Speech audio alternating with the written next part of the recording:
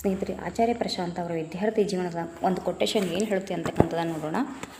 ಗುಲಾಮಿ ಕರ್ನಿ ಪಡೇಗಿ ಅಗರ್ ಖುದ್ ನಹಿ ಕಮಾओगे और ಖುದ್ ನಹಿ ಕಮಾ ಸಕ್ತೆ ಬಿನಾ ಜ್ಞಾನಕ್ಕೆ ಬಿನಾ ಶಿಕ್ಷಾಕ್ಕೆ.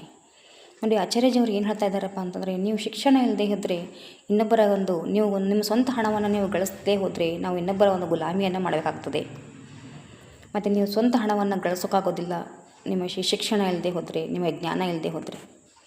ನೋಡಿ, ನಾವು ಬಡವರಿದ್ದೀವಿ ಅಂತ ಹೇಳ್ತಾ ತಿರುಗಾಡ್ತೀವಿ. ನಾವು ಯಾಕೆ ಬಡವರಿದ್ದೀವಿ ಅಂತಕ್ಕಂಥದ್ದನ್ನು ಒಂದು ಕ್ಷಣ ಕೂಡ ನಾವು ಕೂತ್ಕೊಂಡು ಯೋಚನೆ ಮಾಡೋದಿಲ್ಲ. ಯಾಕೆ ನಮ್ಮ ದೇಶದ ಮಹಾನ್ ನಾಯಕರು ಬಡವರಾಗಿದ್ದುಕೊಂಡು ಉನ್ನತ ಮಟ್ಟದ ಸಾಧನೆ ಮಾಡಲಿಲ್ವಾ?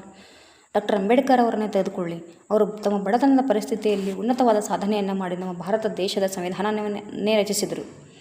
ಅದೇ ರೀತಿ APJ ಅಬ್ದುಲ್ ಕಲಾಂ ಅವರು ಕಡು ಬಡವರಾಗಿದ್ದುಕೊಂಡು ಶಿಕ್ಷಣದಲ್ಲಿ ಒಂದು ಅತಿಶಯವಾಗಿರ್ತಕ್ಕಂಥ ಸಾಧನೆ ಮಾಡಿ ನಮ್ಮ ದೇಶದ ದೊಡ್ಡ ವಿಜ್ಞಾನಿ ಆದರು ಮತ್ತು ರಾಷ್ಟ್ರಪತಿ ಕೂಡ ಆದರು.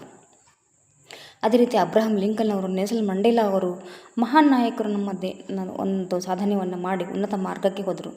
ಯಾಕೆ ನಾವು ಬಡವರಾಗಿದ್ದೀವಪ್ಪ ಅಂದರೆ, ನಾವು ಓದಿನಲ್ಲಿ ಶ್ರಮ ಪಡೋದಕ್ಕೆ ನಾವು ಮುಂದಾಗೋದಿಲ್ಲ. ನಾವು ಆಲಸ್ಯತನವನ್ನು ಮಾಡ್ತೀವಿ, ನಾವು ಸೋಮಾರಿತನವನ್ನು ಮಾಡ್ತೀವಿ. ಆಮೇಲೆ ಬಡವರಿದ್ದೀವಿ ಅಂತ ಹೇಳ್ತಾ ತಿರುಗಾಡ್ತೀವಿ. ನೋಡಿ, ಒಂದು ಸಲ ಕೂತ್ಕೊಂಡು ಯೋಚನೆ ಮಾಡಿ. ಬಡವರಾಗಿದ್ದೀವಿ ಅಂತಕ್ಕಂಥ ಮಾತನ್ನು ಹೇಳೋದನ್ನು ಬಿಟ್ಟುಬಿಡಿ. ಆ ಮಾತಿನ ಆಶಯನೇ ಈ ಒಂದು ಆಚಾರ್ಯಜಿಯವರು ಹೇಳ್ತಾ ಇದ್ದಾರೆ. ಬಡವರಾಗಿದ್ವಿ ಅಂತಕ್ಕಂಥದ್ದು ಮಾತನ್ನು ಬಿಟ್ಟು ಕೊಡಬೇಕು, ಶ್ರಮ ಪಡೋದಕ್ಕೆ ಮುಂದಾಗಬೇಕು. ಅಂದಾಗ ಮಾತ್ರ ನಾವು ನಮ್ಮನ್ನು ಮತ್ತು ದೇಶವನ್ನು ಮೇಲೆತ್ತೋದಕ್ಕೆ ಸಾಧ್ಯ.